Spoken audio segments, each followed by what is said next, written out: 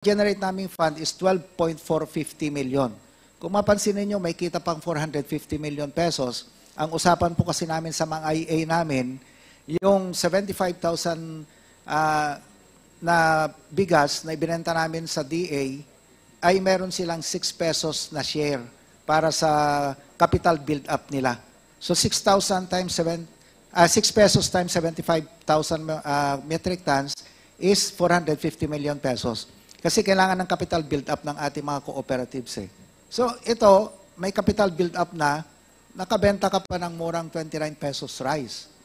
So sinasabi namin sa NIA, posible ito kasi papaikutin ulit namin yung pera. I-revolve mo ulit, ma'am. Ang kailangan lang namin talaga is market, which is okay naman kay NFA, okay din naman kay DA na bumili sa amin. So yung the rest, ibebenta namin ng 29 pesos. So hindi po lahat ng nabili namin ay 29 pesos. About 1/4 of that para maging sustainable po siya. Kuha mo? That means he is averaging 45 pesos for rice for all and 29 pesos for the other program. So it is, the average price would be 37.50.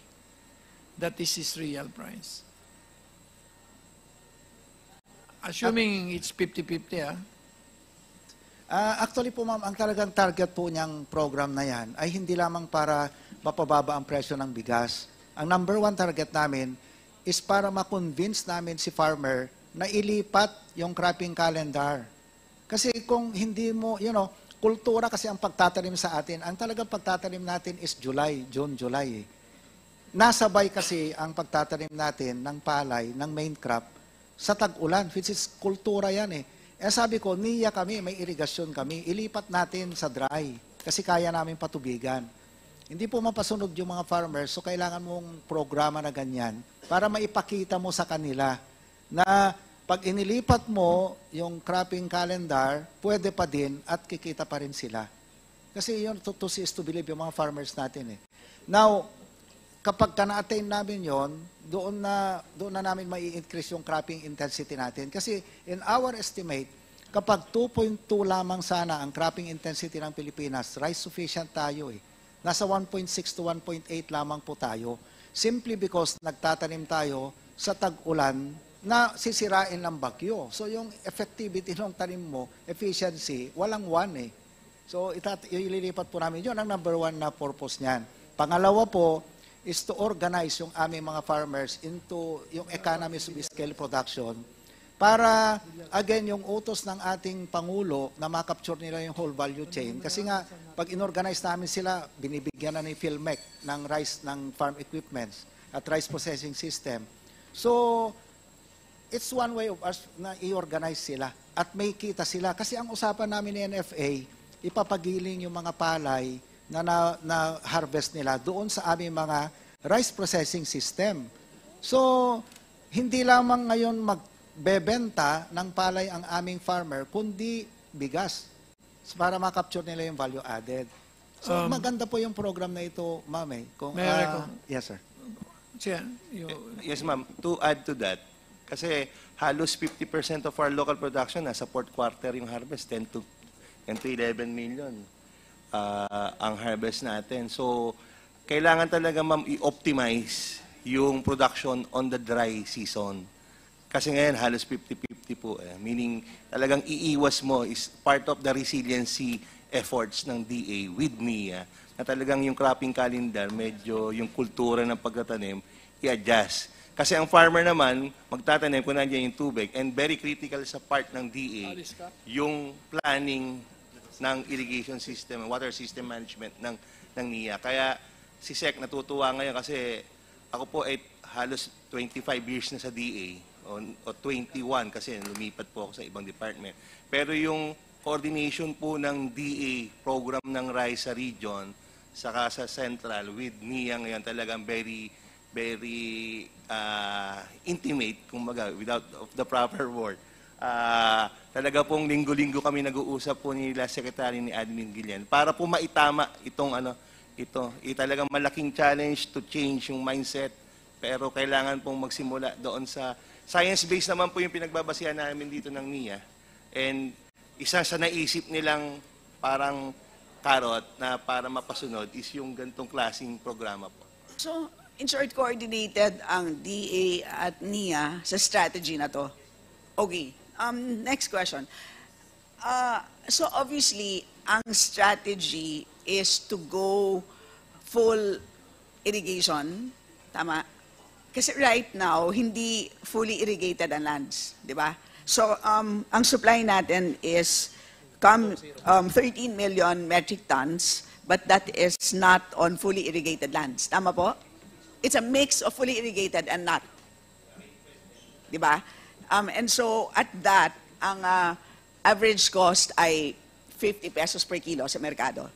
I mean, that's the situation today, right? So, what we want to do is go to a situation where all our supply is being produced on fully irrigated land. Tama po? A majority, not all. Majority, meaning Yes. increase the percentage from the 50% now into 60 to 70%. And over time, Yun nga. full irrigation, I mean, that's logical, Yes, of logical course. end, So right? that you can increase the cropping intensity. You Yes. can plant more than once. Yes, in a year. so increase cropping intensity and maximize full irrigation so that ultimately bababa talaga ang presyo ng bigas sa palengke. Tama po? Tama po, ma'am. So ano ngayon, based on your, kasi maganda yung data nyo, di ba? Kung ma-achieve natin yon, meaning ma-maximize natin ang cropping intensity at ma-maximize natin ang paggamit ng full irrigation, ano yung pinakamababang presyo ng bigas sa palengke? Well, kung Kasi sa itidiretso ngayon na- nakikita natin may 29, etc. Di ba? Pero mix yun, di ba? Yes. Ma'am, sa aming estimate sa ngayon, sa ating production, ng, nasa 37 dapat. Kung susundan mo yung ano namin. 37. Nasa 37 pesos per kilo dapat. 37, 37. sorry? 37, ma'am. 37 pesos sa ngayon, di ba? But that's a situation of hindi pa tayo umaabot sa cropping intensity na gusto natin At saka irrigation. at full irrigation. Di ba po? Yes, ma'am. As you can see, yung aming kasing program, hindi, pat yung yield, ma'am eh. Kung napansin natin yung statement ng NCIA President, tumaas kasi yung yield eh. Yan ang isang key kasi para mapababa mo yung presyo. So, yung ginawa namin kasi pag dinilipat namin sa dry season, automatic pong tataas ang yield. Kasi dry eh. Maaraw po, ma'am eh. O sige po, Oh, yan siguro po yan. baka mahirap yung tanong ko. Pwede po ba mag-pencil pushing kayo? At yun ang gusto natin ma-simulate, di ba? Kasi may mga pangarap tayo umabot sa 20 pesos, etc. Pero how will we get to that level?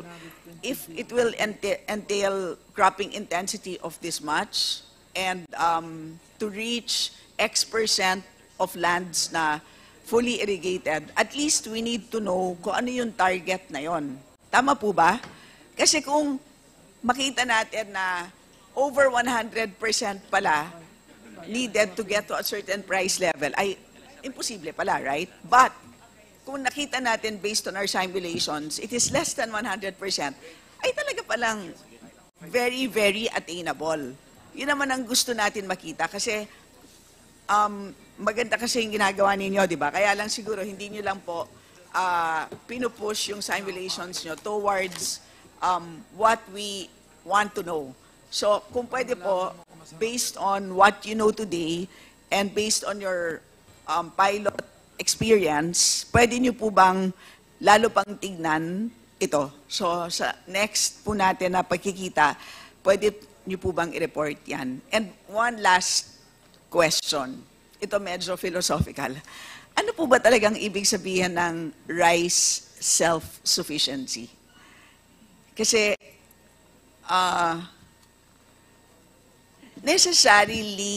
necessary po ba na lahat ng